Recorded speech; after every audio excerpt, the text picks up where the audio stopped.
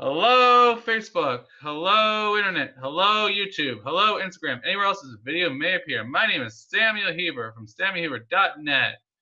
Huber Family Adventures on Instagram. Samuel Huber on YouTube. Samuel Huber on Facebook. I'm here with Sherri Maxwell, her son Justin, and we're here to talk about autism and their life experience with it. Can you tell the audience a bit about yourselves and your life story? Sure. You want to talk? I'll go first. My name is Sherri Maxwell. My son is Justin Maxwell. He's 22. He was diagnosed with autism at the age of 4. And what else would you like me to tell you? You want to say something, Justin? I'm a nice kid. He's a nice kid. He has medical issues, ulcerative colitis, which he had since he was born, or actually 6 months. Remicade. Yeah, he has to get a Remicade treatment for that every 8 weeks. He just graduated last year from the Center for Discovery. And Congratulations. Thank you. He's actually was just getting ready to go into a new program, but since the coronavirus started, it's been held up for a little bit now. So we're waiting until this kind of calms down and he'll be starting a new program. So as of now, he is with his ComHab worker, Kristen, who he's been with, how long, Kristen? 5 years. 5 years. Who is now like his second mother, as he calls her, which is good because he's close to her. We had, ups and downs, between the years, but the Center for Discovery was amazing. That school is amazing. I don't know if you ever heard of it. No, I've not. Okay, that's up by Monticello. They have different campuses, but the main campus is by Monticello, and then they have Hurleyville and a couple other campuses, but and the Ridge, yeah. And the South Campus. He was finally went there when he was probably, when did you start, like 11? 11. We had actually gone and fight to get him into the school because he was started in BOCES in what was called Strive program for autism.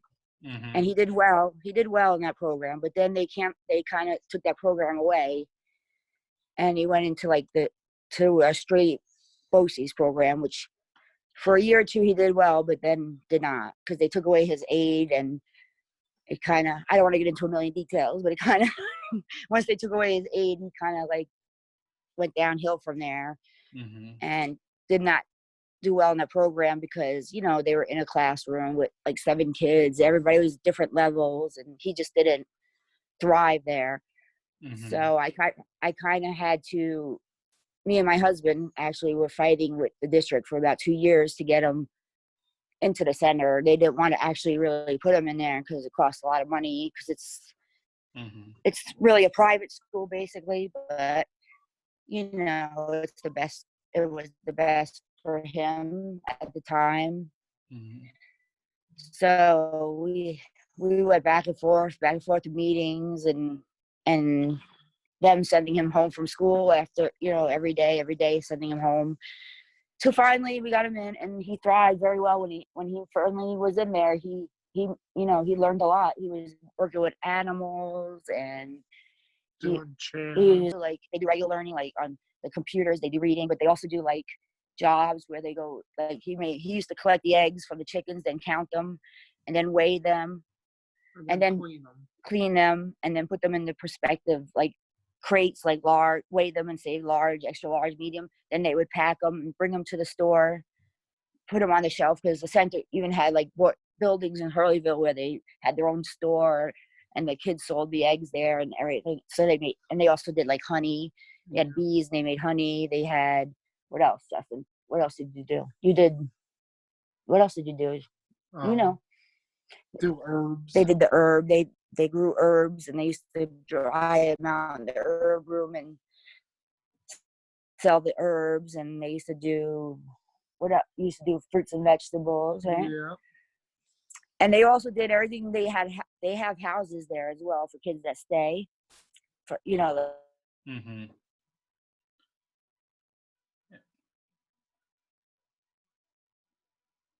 All right, the screen froze there for a sec. Let's wait for it to come back, folks.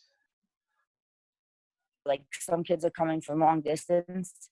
Mm-hmm. So I had a girlfriend. friends. That was his first friend he met when he started there. And they've been friends ever since. They're still friends. Yeah. And they had the same birthday, right? Yeah.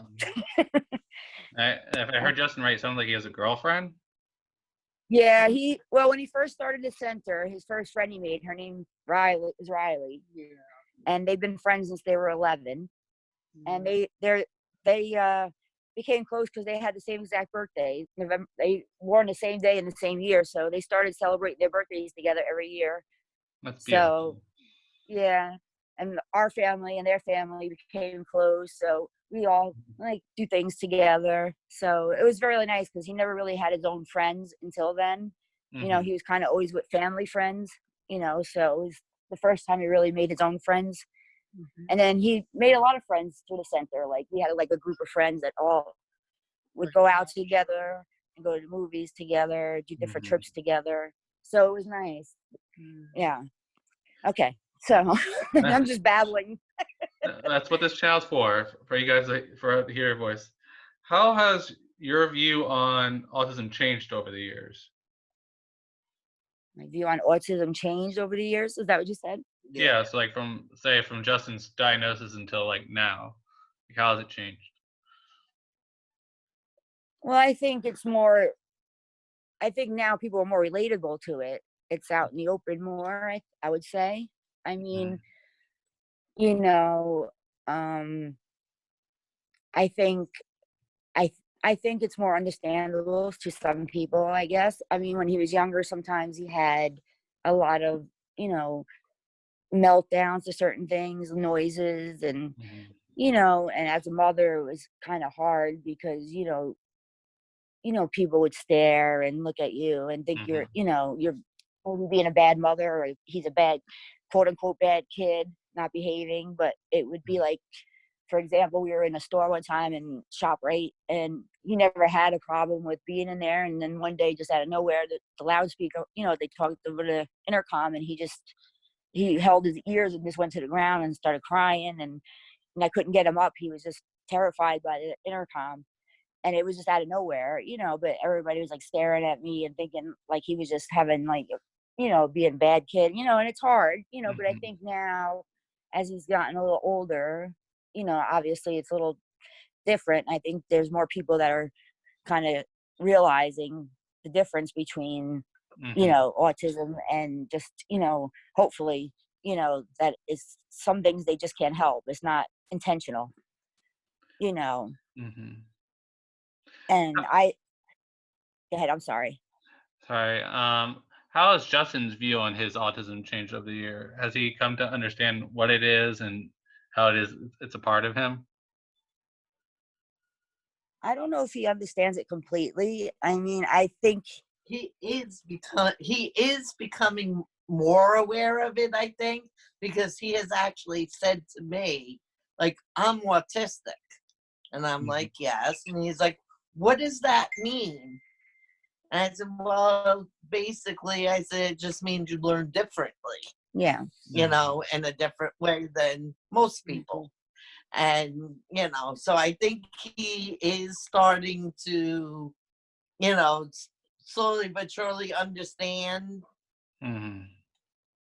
I also think he kind of mimics a lot. He knows that we say it too, but but I don't know if he knows the whole like clinical meaning, maybe per se, but I tell him the same thing, that everybody's their own person, and everybody thinks and does things, and he's very friendly. He's very he has a very sociable personality, and everybody that meets him kind of like basically stays friends with him. It's funny, like he'll go to stores and he makes friends at the stores that he's made for life, like at Spencer's Gifts in Middletown. The manager and him are best friends because he goes in there and everybody kind of like clings to him in a way. It's I'm not saying it because he's my son. It's just kind of funny that he just kind of has something in him that people talk to him. And yeah, like we go to the florist and the and the girls down there love him, and it's just I don't know. He just like talks to people and they seem to like take to him. And also, who else took to you really? Somebody big Pat Monahan. from the what group? What music Train. group? Train, right? He wrote to the, the music group Train. I do not know them. Well, he wrote to the lead singer Pat Monahan, who then sent him tickets to come see him, and then he Wow. went back. Yeah, he went backstage. You got to meet him, right? He signed everything, and every time now, like he goes to his show, he'll take him backstage and hang out with him and write him on Twitter. Mhm. It's really nice. He's really nice to do that. Nice man, Mhm. right? Yeah. And it tells him he's his best friend, and Mhm. you know, yeah. So I don't he, think you're a rock star, dude. yeah, Yeah. he Andy Grammer. Andy Grammer, yeah, Andy Grammer was what opening for Train one time, so he got to meet Andy Grammer, right? And Tasha Buttonfield. Natasha Bedingfield too, yeah. Very cool. And So how has your relationship with Justin changed from when he was a child now that he's an adult? How has it changed? How has it changed? I don't know. He's been always pretty close to me, I think, because see, my husband was in the military, and we were the only people really. We had just me and my husband basically when he was growing up, because he was in the military. So we were stationed where he was born in Oklahoma. Actually, that's where my husband was stationed at the time, Mm-hmm. and he was born prematurely at 2 pounds. Mm-hmm. So he was in the hospital for a while, like at least 3 months. He came home at barely 4 pounds on heart monitors and oxygen, and was very sickly throughout his years, like in and out of hospitals all his life, basically up to the age of 7, Mm-hmm. because he was, any little virus or cold he could not fight off. So he would always be in the hospitals. So he really gravitated to adults a lot because he was never around kids. He was always around me and my husband, and Mm-hmm. so we became really close. And we've always been. And now he's just more of a helper. Like he'll help his mother. He'll make his bed. He'll do his dinner, bring it upstairs. He's more independent now. So he goes out with Kristen, but I would say we've always had like a good relationship, close. Mm-hmm. So Justin, I don't think it's changed a lot because. Mm-hmm. So this next question. Sorry, this next question is for Justin. What is a respite worker? You wanted to ask Justin something? Yes. what is he asking? I don't. He didn't hear you. I'm sorry. It's okay. What's a respite worker? You mentioned that in our conversation. A Respite respite worker takes you out. It's she's called really a ComHab worker now, and Okay. they do what they do is like she comes in and like works with him like on Money different skills. different skills, and it's like to help like for like the families. Go ahead. Also, I take them out like into the community and try and integrate him into the community where he can be, a meaningful member of the community and stuff. We volunteer at the animal shelter. At the Walden Animal Shelter, taking care of the animals and stuff, and which he enjoys a lot. Yeah, he loves animals. He always loved animals.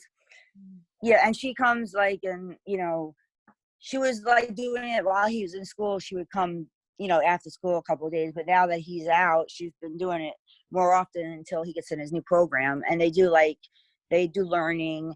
They do like money skills because he still, he still has to learn he's not good with learning money yet, like counting and how much things are and things of that nature. And they volunteer. He likes to volunteer. He likes to help people. So it's basically they do that from the state, like the state does that. And they set up like that program where you can get a respite worker, or ComHab. When he was younger, it was called respite because they used to stay in the house with him, and they were young. And then when they get older, they go out, and then it's called ComHab. Gotcha. Sorry, I'm confusing you a little bit. It's all right. Actually, I've never heard that expression before, so I was just curious. Oh, yeah, I didn't know about it for the longest time either. That's the thing I'd say to parents. That's one tip I would say is because I know for me, if anything, Mm, I didn't know about a lot of services that were out there for kids with autism. And for a very long time, I went with nothing because I didn't know. And if I would always try to say reach out to somebody that has a kid or any look online or because I never did any of that. And for him being young, he lost a lot of years without services mhm, because I was afraid to reach out because I wasn't sure. And you know and there were so many services that he probably could have had as a younger kid that I didn't know about, like camps, and he didn't really start receiving his services till later on because of that. So I always tell parents to look into that and look in. And another thing I would say, if it, as an advice, is always, always, always go with your gut, like with the schools. I know I hate to say that, but the schools, even though they'll say they're always there for you and your kid, I'm not saying some of them aren't, but if you think they're missing something or they're not getting what they need, mhm, I would fight for it because a lot of times they'll try to stray from that to save money. And and they'll a classic with him, they tried to do it. They tried to send him to every other school. They tried to send him to a school for kids from the city that were in there for like you know criminal criminal reasons. And they right. tried to send him to that program instead of the program he was in because it was a program they could get away with cheaper. And if I didn't know any better, I had somebody helping me. If I didn't know any better, at that point, and I didn't even know about the school he was in. I got told by somebody else, and they tried to tell me that school didn't even exist.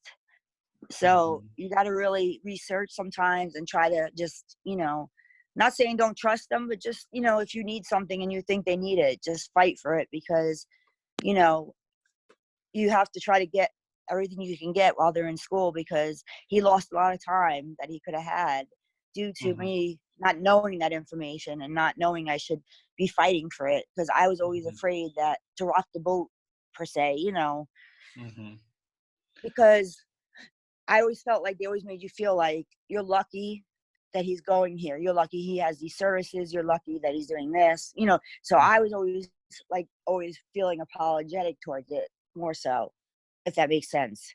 That makes sense. I've run into a lot of clients' parents who, have gone through the same struggles, and the big thing is, as you said, keep fighting for it and keep looking for those services. It's never too late to get services or get started on helping your child or yourself find yourself, and that's the journey that every person's on, autistic or not, is find themselves. Yes. And it sounds like you guys are definitely on the journey of helping Justin find himself and find his place to feel included. Which leads me to my final question I like to end all my interviews on, which is um, if you could change one way people view autism, like the general public, if you changed one thing about it, what would you change and why? All right. I don't know. Let me think. Well, I think, what would you say, Kristen? I think more so, like I said before, like the concept of maybe having being more accepting and being more accepting, being more aware, maybe like and understanding. understanding, because I think some people, and even people that for example, work with some of the population that he had like 2016, he had a bus driver that I left me on the side of the road. left him on the side of the highway, and he was, I can't really get into it because it was a lawsuit, but yeah, and he almost was killed because the man didn't understand anything about autism, and he Mhm, should have never been in that position. But just, I think anybody that works with them or around them should just really take some time to research and just have a gentle heart and realize that these kids matter. They grow up to be good adults. They're loving. They want to be accepted. They want to just love you, and you want to just love them, and just try to understand that they just think differently, and they'll accept you if you accept them. And there's plenty of people that I know that are like that. And I think if everybody could you know, just look in their heart and accept them, they would see how much they have to give and how much they're just open and loving. Mm-hmm. Yeah, I think that's definitely at the heart of it, and the heart of my channel is teaching the world that how big of a heart autistic people have and how positive impact we can have on the world. Well, I'm going to Yeah. wrap things up with thank you so much for coming on the show. Thank you so much for all your honesty and sharing your journey with us. I hope you guys enjoy the rest of your day, the rest of your week, and that you guys are hanging in there during this whole COVID-19 thing. God Thank you bless for you, having us. and Thank you. I'll talk to you guys again sometime. All right, talk to you guys later. Okay, thank you so much. Have a good, Thank you. stay safe. You too. Bye. Bye. Bye. This is Nice Sam meeting Heber you. signing off. Nice seeing you. Nice meeting you. Nice meeting you.